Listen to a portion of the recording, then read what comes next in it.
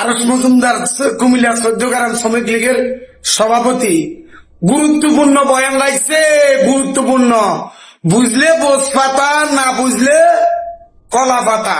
বুঝিলেন ভাইসা শুরু করেন আপনি আপনার ঠা। প্রিয় ভাইয়েরা আমার, প্রিয় 14 গ্রামের আওয়ামী লীগের তৃণমূলের সকল নেতাকর্মীকে আমার আন্তরিক শুভেচ্ছা ও অভিনন্দন জানাচ্ছি। 2 দিন ধরে কিছু কথা বলবো মনে করে সুযোগ করে উঠতে পারতেছিলাম না। আজকে মনে করলাম একটু কথা বলি। আমাদের যে ঢাকা ভার্সিটি নির্বাচন গেল, বিভি নির্বাচন, জিএস নির্বাচন, এটাতে আমাদের যে নির্বাচনটা গেল, এখানে কি হইল, কি বুঝলো বিএনপিকে উদ্দেশ্য করে বলতে চাইতেছি। 1 আগস্টের দিন বিকাল 3টার পরে সারা বাংলাদেশে যে মব সৃষ্টি করেছিল, কে করছিল? 99% বিএনপির লোক। আওয়ামী লীগের নিরহ লোকেদের ঘর বাড়ি জ্বালানো, তাদের ব্যবসা প্রতিষ্ঠানে আগুন দেওয়া, লোকজনকে হত্যা করা, পাথর দিয়ে জিন্দা মানুষকে হত্যা করা, এগুলা সম্পূর্ণ কাজ ছিল বিএনপির। 99% লোককে মব করছে আওয়ামী লীগের উপরে। আজকে সাধারণ লোককে মিথ্যা মামলা দিয়া টাকার বাণিজ্য কে করে? বিএনপি। তাহলে বিএনপির আগামীর ভবিষ্যৎটা কি?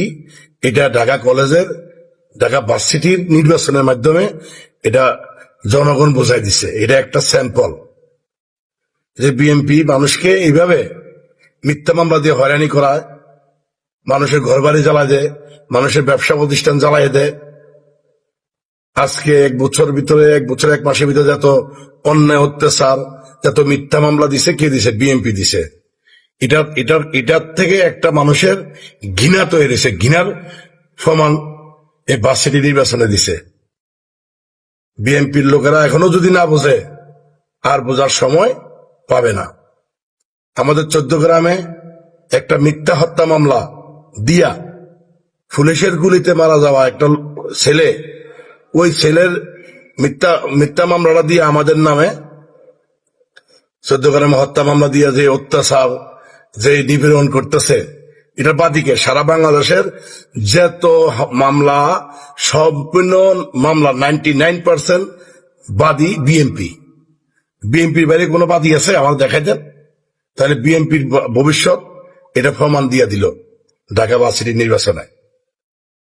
আমাদের 14 গ্রামে যে মামলাটা দিছে, এই মামলাতে সাধারণ লোক অ্যারেস্ট হইলে নিয়ে হত্যা মামলা এটা চালান করে দেয়, তাইলে আপনাদের কি মানুষই আপনাদের ভালোবাসবে? কত মামলা হামলা দিয়ে আপনারা মানুষকে দাবায় রাখতে পারবেন না। আওয়ামী লীগকে দাবায় রাখতে পারবেন না। আওয়ামী লীগ আরো হিংস্র হয়ে ফিরে আসবে, আরো শক্তিশালী হয়ে ফিরে আসবে। যত অত্যাচার করবেন আওয়ামী লীগের উপরে, এত আওয়ামী লীগ আরো শক্তিশালী হবে ইনশাআল্লাহ। 14 গ্রামের তৃণমূলের আওয়ামী লীগ, আমি আরস মজুমদার আপনাদেরকে ওয়াদা করলাম, ইনশাআল্লাহ আপনাদের পাশে আমি আছি। আপনাদেরকে যত ওই মামলা দিয়ে হয়রানি করাক, আমি আরস মজুমদার প্রত্যেকটা মামলার জামিনের খরচ হইতে তার ফিসিতে টাকা দেওয়া হইতে সবকিছু খরচ আমি দিব।